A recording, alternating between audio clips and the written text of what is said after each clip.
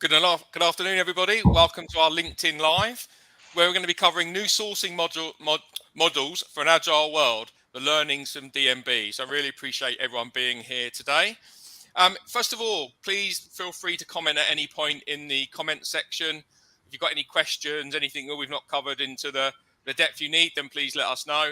And also, we'd love to know, just as a warm-up, where people are based, because we love to understand how global the audience are, because it sometimes can help us to really focus the content in terms of any specific learnings we have for any particular geo. So if you could please put in the comments where you're based, that would really help us to make sure that we're covering the globe in terms of some of our input. So first of all, let me get the boring stuff out of the way, and let's do the Everest Group introductions. So Ricky, can you start with an introduction of yourself, please? Hi everyone, Ricky Sundrani this side, Vice President with the Pricing Assurance team at Everest Group. Very happy to be on the call today. Been with Everest Group for 8.5 years, and this is my first LinkedIn Live, so very excited about it. Thanks, Ricky. I didn't know it was your first one, so we'll go gentle with you. Hi, everyone. I'm David Rickard. I'm a Vice President here at Everest Group as well, based in the UK. I lead a lot of our work on sourcing, vendor management, outsourcing, and procurement. I've been with Everest Group just under 2 years now. Prior to that, though, I'd been in a consulting role where I led an outsourcing practice, and I was also a senior procurement director at Microsoft for nearly 18 years. I was at Microsoft doing outsourcing and procurement. So hopefully we've got some good insights that we can give you. But what we really wanted to also do is get you hear from someone who's actually in the industry and is actually a real practitioner. So we asked Robin to come along, and I'll give a little bit of background in a minute about why we asked Robin to come along. But Robin, maybe you could just do a brief intro to yourself and DNB, and that would be great for our audience. Yeah, thanks, David. My name is Robin Oberst, and I work in DNB. And I've worked with sourcing, tech strategy, and things like that for the last probably 10 or so years. DNB is a bank in Norway. It is the largest bank in Norway by some considerable margin. So when we're feeling very Norwegian, we think we're quite a big bank. When we're thinking internationally, we think, well, maybe we're not quite such a big bank. And when we compare ourselves to the big tech giants, we realize we are, in fact, a very, very small player in a very, very big pond. But even though we're a small player, we are a bank from, as we like to say, R to O, or A to Z, for those of you without the letter O in your alphabet, which means we deliver all types of banking services. So we deliver retail services, corporate services, we deliver insurance, we deliver markets, wealth management, etc. So we have a very broad spectrum of services we deliver. And in terms of technologies, I could probably say we're also a bank that is A to Z in terms of technologies. We have most technologies here. That's us. Brilliant. Thank you, Robin. And just to give the audience a bit of background how this came about. So Ricky and I had the pleasure of seeing Robin present at a conference a couple of months ago in Copenhagen. And he did a really good job and actually got a lot of the audience interested. And he was talking about how DNB have had to move on in their sourcing approach. And we get a lot of questions quite often from our audience around Agile and Agile procurement and using more of a DevOps model. And Robin used quite a few of those words as well in his presentation. So we were just really interested to understand a little bit about, so what are DNB doing to be, as the title of the session talks about, how are they adapting their sourcing models for an agile world? So we're not going to be talking today about agile in its truest sense of what agile means, but we're going to be talking about how procurement and sourcing can adapt to be more agile, I'm guessing, and that will obviously become apparent as we go. So I'm just going to ask Robin in a minute to cover us a little bit more detail about the journey that DNB have been on. But just in terms of who we've got on the audience, it's great to see we have a number of people from Europe. We've got Poland. We've got Switzerland, we've got Norway, we've also got quite a few people in the US, San Francisco, New Jersey, we've also got Egypt. We've got someone who's got no sound. Hopefully, Julian, that's been fixed for you. Most people seem to have sound, so hopefully it's not a systemic issue. And we also have people in India as well. So I think we've got a really good global audience, which is great news, actually, and a lot of interesting conversations that we can have. So first of all, Robin, maybe you can just tell us a little bit about sort of what the journey was that you have been on in DNB, and why you feel that you had to sort of make some changes in the sourcing model. And maybe if we can bring the first slide up. Yeah, so let's just address that word there, journey. We talked just before coming on that it's such a cliche to talk about a journey, and when we say we're on a journey, very often that's management speak for an excuse for not actually having got anywhere. Well, we're still on the journey. That's very nice. Well, when are you actually going to get somewhere? But why I think to talk about journey is important is when I think of any strategy process. We're very focused on where we're going, but any strategy, any journey that you take is as much defined by where you start as where you're going. And that first steps that you take on that journey are just as much defined by that. So I think it is quite good to talk about that. For us, our journey, we've been outsourcing services since well before I joined the bank. I think back in 2000 we were sourcing infrastructure services. The story I picked up in Copenhagen was from about 2013, 2014, when we expanded the breadth of the services that we used, particularly into the application space. And that's when we really defined our sourcing model that we established there. I can say that a little bit about that in the next slide. But as we move forward towards now, 2018, we started to realize we needed to adapt the way we work, and therefore we needed a different sourcing model to support that. And that evolution goes forward into the future. But the model that we introduced in 2012, 2013, 2014 was the one that you see here, what we call a horizontal model. We separate services very cleanly.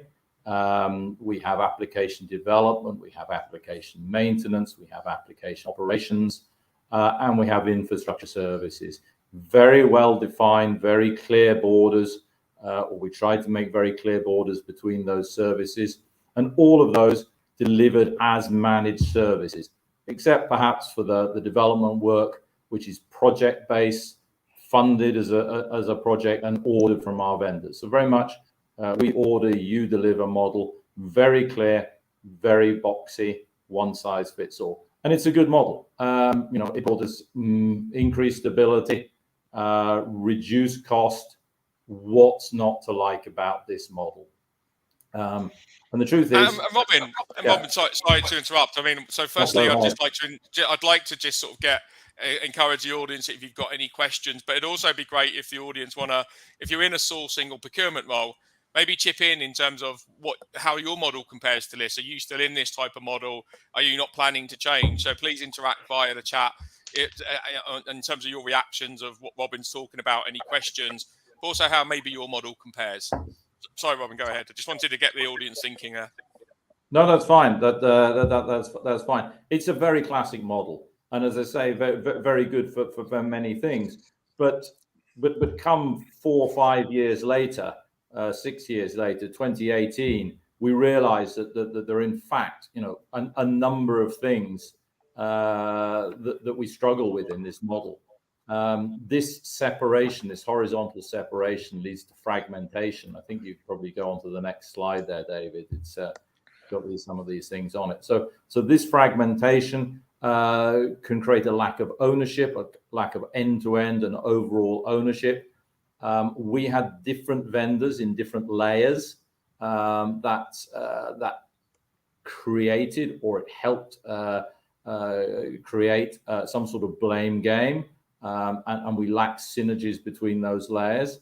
The project-based funding model, we all love projects. Everyone loves projects, but a good project manager will scope. He will scope tightly, and he will exclude everything from outside his scope. And that's the same with the managed services. They're scoped, and everything is outside there doesn't get included.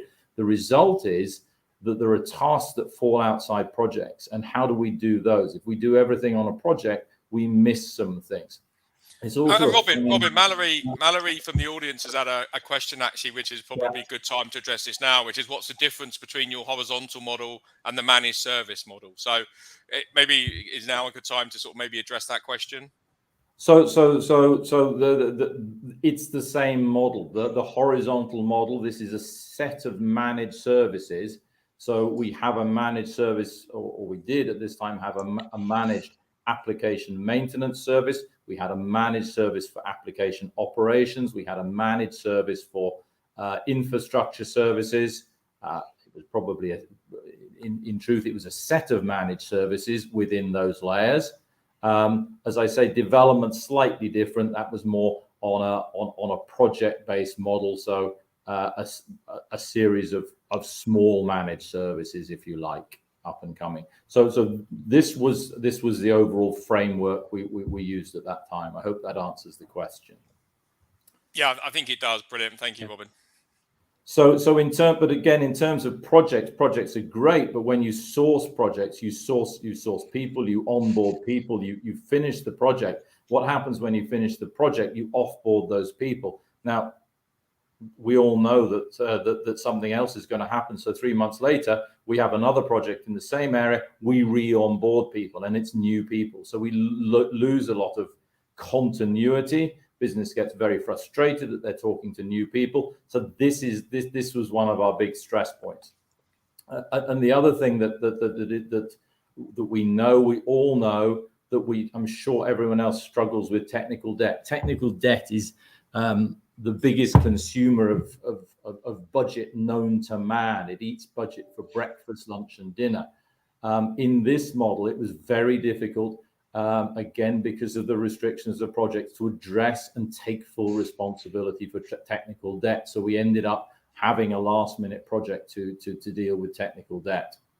And simply put, in the managed services, the black box that is a managed service, over time, you begin to lose insight into what is happening in that services, what is happening in our systems. And after a while, that becomes uncomfortable. We as a bank need to have ownership and responsibility. You can outsource many things. You can never outsource accountability. So understanding what's really happening in the box was very critical to us. So Robin, these are the things. Yeah. Sorry, Robin. Can I just take a step back? And just because we know that the audience for these things often can be from people who've got a lot of experience in this area, people that are learning. Can you just cover a little bit what you mean by technical debt, just so we've got everyone up to the same place?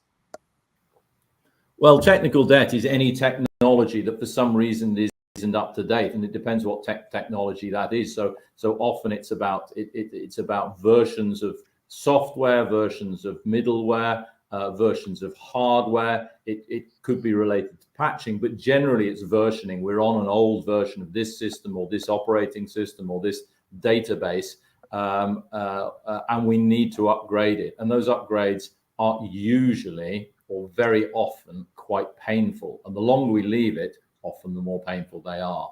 And it costs money. And it doesn't cost money to install a new Windows operating system particularly, but it costs money to do all the testing work surrounding all the applications that sit on that. So it, as I say, it consumes budget for breakfast, lunch, and dinner, and probably mealtime snacks in between as well. Brilliant, thank you.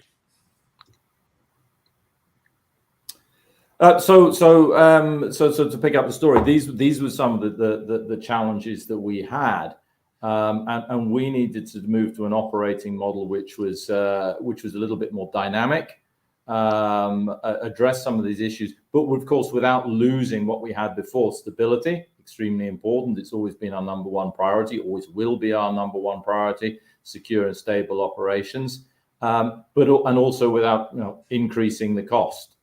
So we needed to move to a model that is more DevOps, end-to-end ownership. But before we could do that, within the bank, we needed to look at our sourcing setup. We realized we would not be able to do that with a horizontal model. We would not be able to do that based on purely managed services, and we would not be able to do that purely based on a project-based funding model. So we needed to change a lot of things, including our sourcing picture. That's brilliant. And I think that you've learned a lot of lessons. I think what we're going to focus on next is some of the key lessons that you've learned through this process, and then we can always then cover about where you've ended up, because I'm sure that will be the question in people's minds. But if we look at some of the key lessons that you've learned for going through this process, I think that these will probably resonate with much of the audience. And again, if the audience have got any comments or you disagree with any of those, we love a bit of disagreement on these LinkedIn Lives. So if you don't think any of these are potentially an issue, but obviously you can't really tell Robin he didn't learn it if he's actually something he's learned.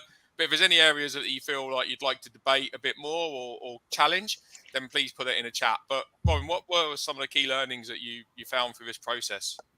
Yeah, as I say, so having understood we needed to change our sourcing model, our operating model, and then saying, well, we need to change our sourcing model to support that. The first thing we did, so well, what have we learned along the way? And one of the key things that we've learned is that management attention moves mountains. If you get the management from your vendors really on board and really supporting you, magic happens. And why does magic happen? And this is the key theme that I'm going to come up, is because they bring the right people in. And this whole sourcing thing is a people game. Which brings me on to the next one. Size matters. Well, why does size matters? Size matters because the bigger you are and the bigger deal you have, the more management attention you're going to get. And then the mountain's going to move, the right people are going to come in. So these are very, very, very linked, as is the third one. Relationships exist between peoples, not organizations. People often say, well, we have a great relationship with this supplier or this organization. It's nonsense. You don't. You have a great relationship between individuals at management level and at mid-management level and on the ground. That's where the relationships are. So these three are very much tied together and were fundamental to the way we worked with our sourcing landscape and our models. And Robin, just on the management attention moves mountains, when I first read that, I did wonder, I get the fact that that's from your providers or your suppliers. Is that also your own management as well? Did you enlist the support from your own senior management at the top level so they understood what was going on and there may be some bumps in the road? How did you sort of engage with some of your internal stakeholders? It works in that dimension as well. I very much meant it in terms of is getting the vendor management on board for specific activities, for specific things you're doing. But it is critical in everything you do. You need your own management to buy into this as well, whatever it is you're doing. So yeah, I agree. You can take it in different dimensions. And just on size matters, sorry, I'm now peppering you with questions. And again, if the audience have got any questions, let us know. And I'm sure Ricky will jump in as well. But in terms of size matters, do you have an approach in terms of, do you want to be the biggest with a particular provider? Do you want to be sort of like with providers of small and agile? What's your approach in terms of size matters? I know you might want the attention, so you want to be big in that provider. But would that mean that you wouldn't look at some of the biggest providers in the world because you want to be a large player for them? How did that shape your thinking in terms of size matters? So in terms of what it did for us at this time is we had a number of what we called strategic partners, and they were all big players in. But we also realized the evolution was DNB was going to play a bigger role. Things like cloud come along. We also said we will use niche players. And we realized that the pieces of pie that all of those vendors would get, all our suppliers would get, would shrink. So our strategic partners, great, we can say that, but are we still their strategic customers? So we realized that we needed to consolidate somewhat. So at least the piece of pie that we have to offer, and we can't make ourselves a bigger organization, the piece of pie we have to offer is bigger and more tasty, even though it's going to shrink in general because of, as I say, cloud, the work we're going to do and the models we're going to move in. DNB is going to be more involved. So that was really the effect that it had in 2018. Brilliant. And just a shameless plug, if people are interested in sort of the being the sort of the customer of choice, we do have a webinar next week actually on the 20th, which is called Becoming the Customer of Choice, which covers some of that in terms of when you're fighting for airtime with your service providers or your suppliers, how you can get yourself as the customer of choice. So if you're interested in this topic, then please join the webinar next week. Sorry, shameless plug, I know, but that's what I'm here to do. No, I'm joking. But sorry, Ricky, go ahead. I think, Robin, on the first point, very pertinent, right? Management attention moves mountains. I think that's a desirable position for every client to be in, to have a very be in a very good position with your vendor. But I think it's easier said than done. So could you share some best practices in terms of how you were able to do some of that? Anything that worked well for you in terms of getting that attention from the top management, from the vendor? Because we keep hearing from clients who say that our client partner keeps churning every year, account management team keeps changing every 2-3 years, and that's why what it does is basically brings in a lot of friction in the relationship between the vendor and the client. So is there some things that you've done which have helped you get that right attention from your vendors? One thing is just time and energy put into it. I think it is engaged with the highest level in the vendor organization you can possibly manage, and get that attention. I think part of that is also the attention from your management. If your CEO is prepared to go and meet someone from a big vendor organization, that makes a big difference than if you were only prepared to send your middle management over. Going and spending time on site, if this is an offshore provider, again, is extremely important, and being visible. So these are small things that happen, and we've already said it. The size that you can offer.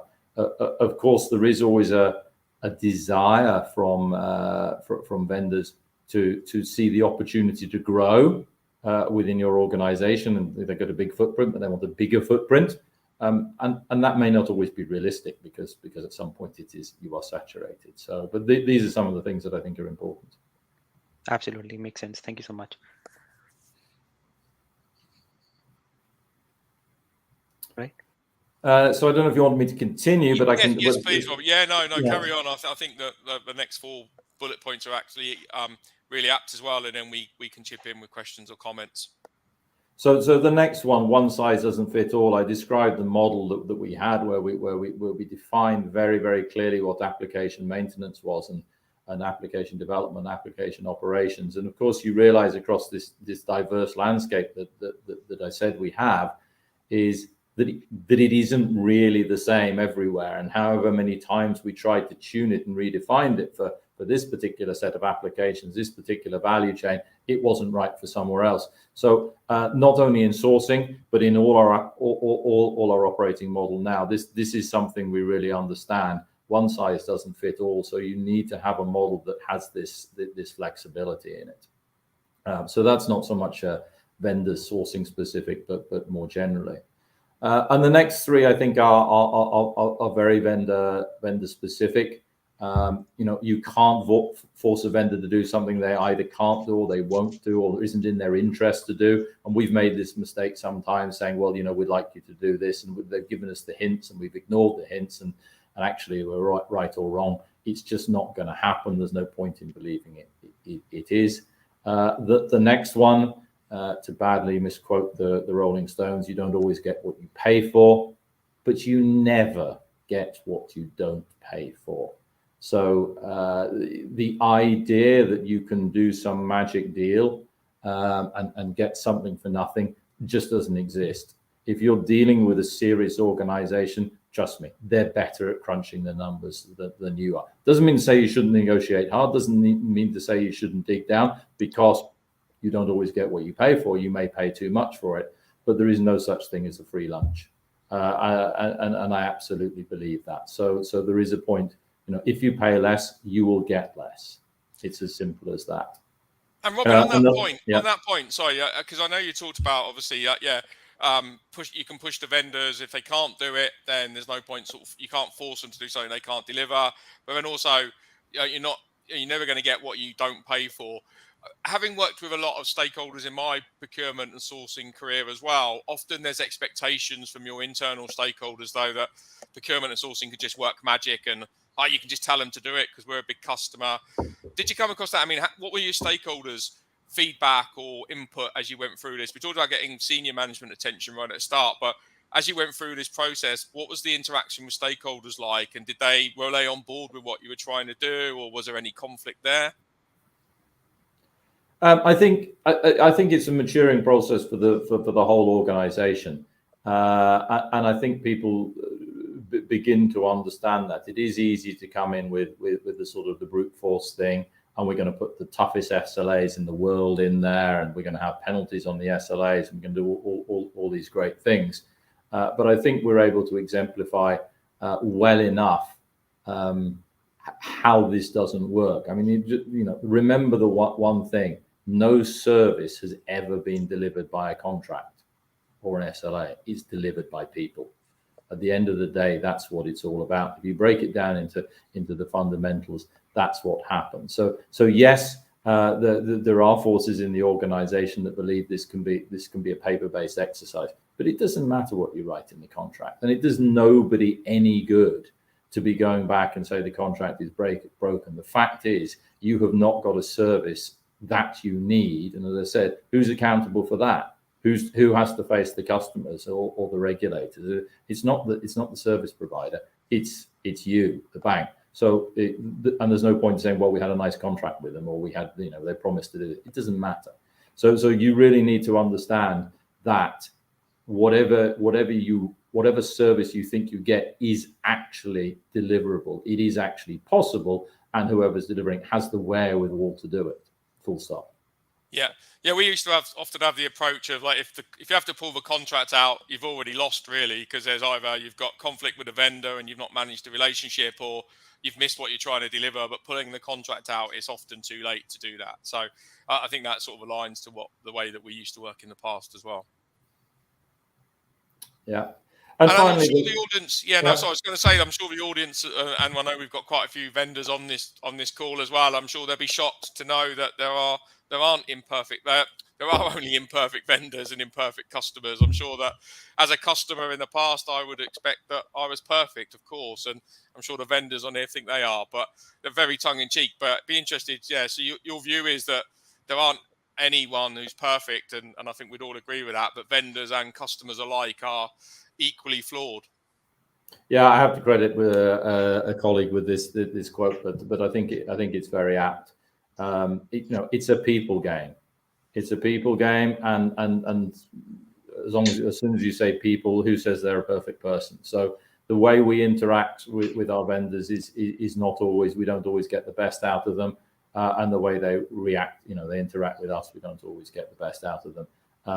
And we see it, all the time in across the board. Some places things work better than others, and it's usually down to people and how people work with each other. So back to what I said before, relationships exist between people, not organizations. Yeah, that's brilliant. So I think you've had some really good learning. So where have you ended up? It'll be interesting to the audience, I'm sure, to sort of understand what have you ended up with, how that journey sort of getting to that point. I'm sure it's not the end. Journey is never completed, as they say. But where are you now, and how's that working? So where we are now is, as I indicated before, we found we wanted to have a more integrated operating model. We didn't believe that the managed services would provide that. So we've opted for a co-managed model, which we use with our vendors. So yeah, everyone knows the model on the left, staff augmentation. We just grab some people, body shopping, plenty of other names for that. We all know the one on the right, the managed service. If done really cleanly, we don't really see into the box. We don't really see the people who are delivering the services. We talk to the management. We discuss with the management what we want. We order the service, and the service comes, and we don't see the people behind it. The co-management model in between is where, yes, we take the people, yes, we combine them into the one team, but both we and the service provider have a real responsibility for the delivery of that team. We follow up the same KPIs, the same OKRs, whatever our methodology is. But there is that buy-in from both sides that of this team, whether it's a small team or a wider organization, this is the objective, and we're both accountable.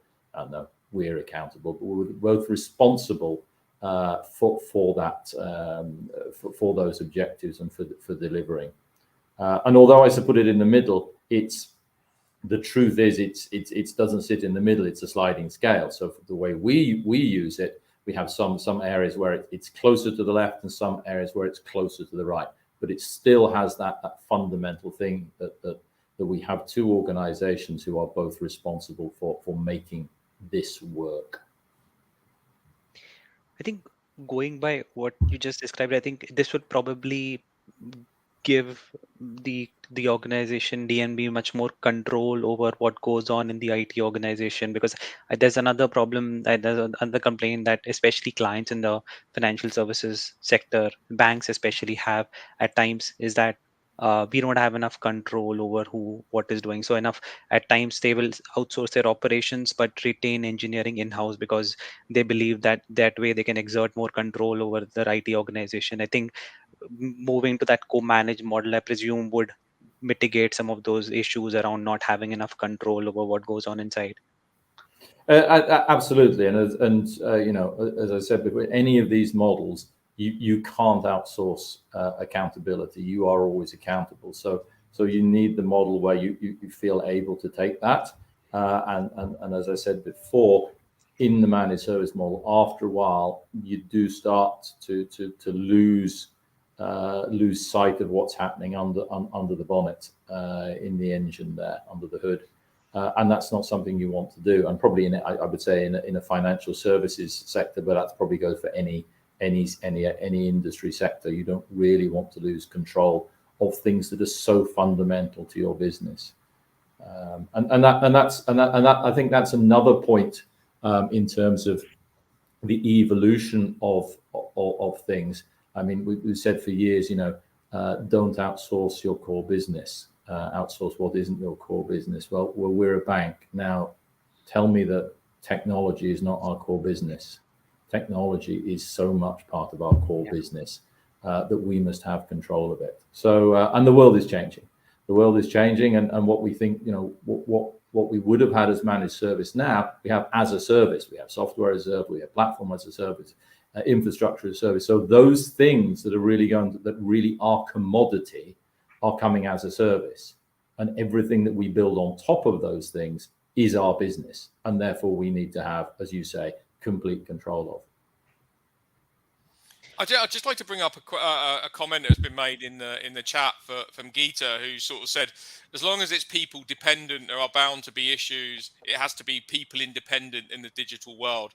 I'm not sure of your view on that, Robin. I mean, I would slightly disagree that I don't think we're ever going to be completely people independent in any world, because there are people that are going to be required to do a lot of this heavy lifting and the design and the strategy. So I think I get what Geeta's saying. I don't know if your view on that in terms of if you could totally make it people independent. So you know, back to what I said, there is stuff that is commodity, and we're beginning to see in our industry, I think, really a better definition of what commodity and the services that are delivered. And we have commodities, we have electricity, and we don't really think of the people who are working in the power stations and things like that. That's a commodity. We're starting to get to that level. But as soon as you're building something on that top of that commodity, you have people involved. And I think to overlook people is and the importance of people is a big mistake. And all our learning has been that this is all about people.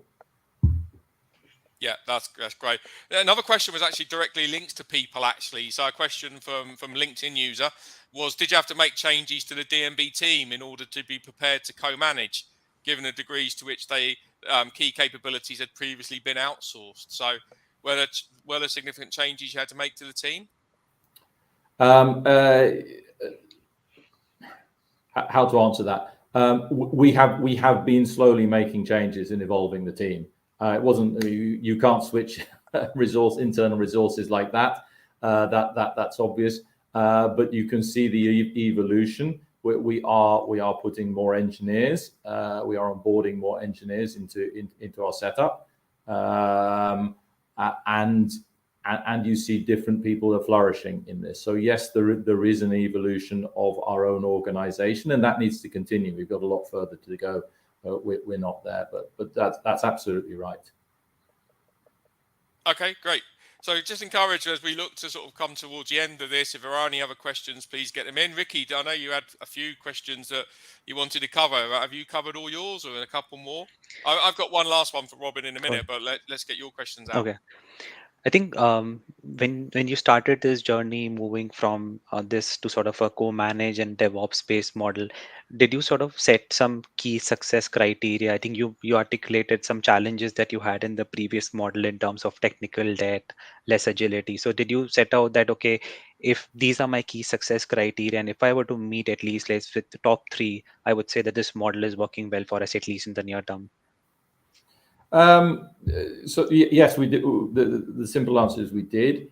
And one of the might seem back with looking, but one of course the key success factors was that we didn't lose the stability that we had earlier. And whereas everyone could see the potential benefits of being more productive,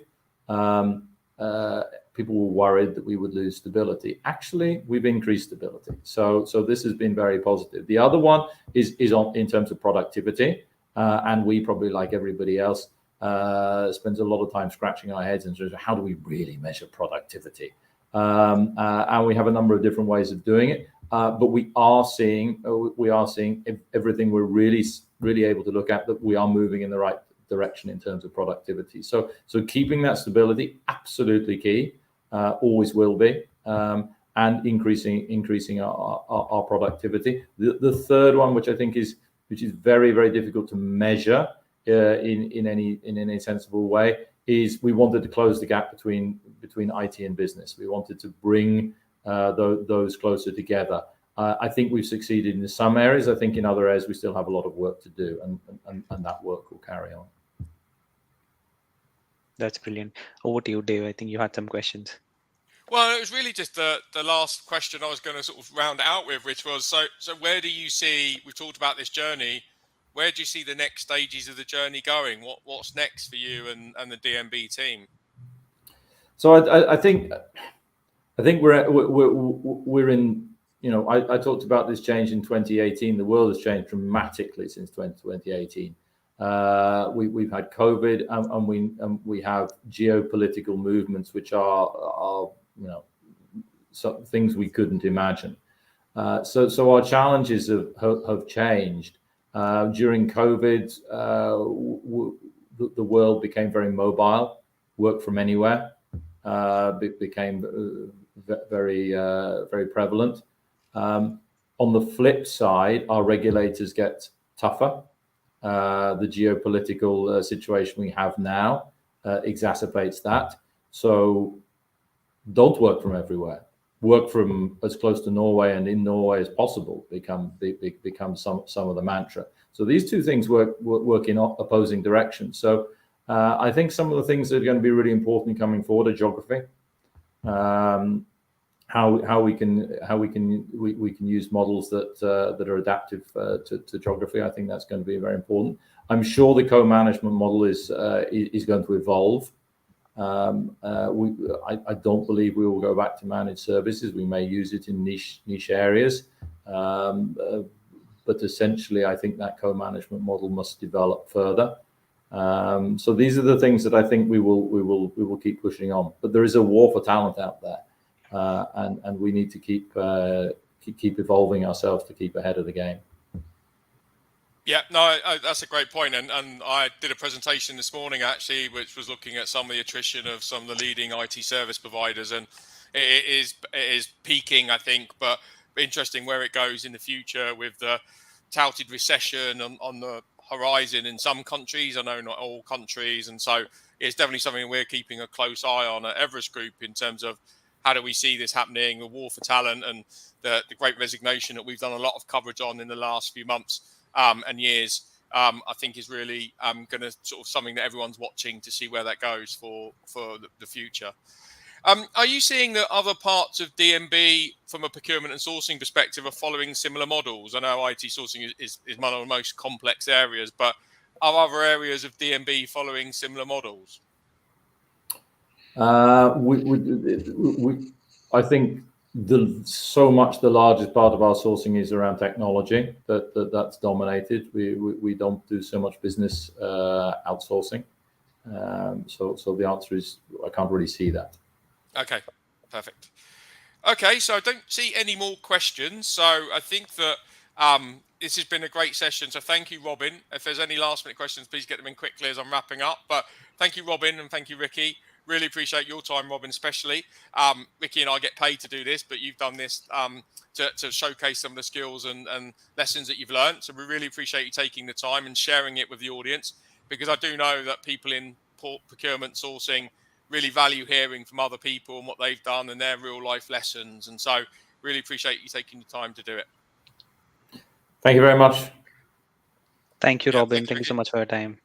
And just for the audience, as you start logging off, don't forget, if you are interested in being customer of choice, then join our webinar next week. But thank you for your time, and reach out to any of us if you've got any questions.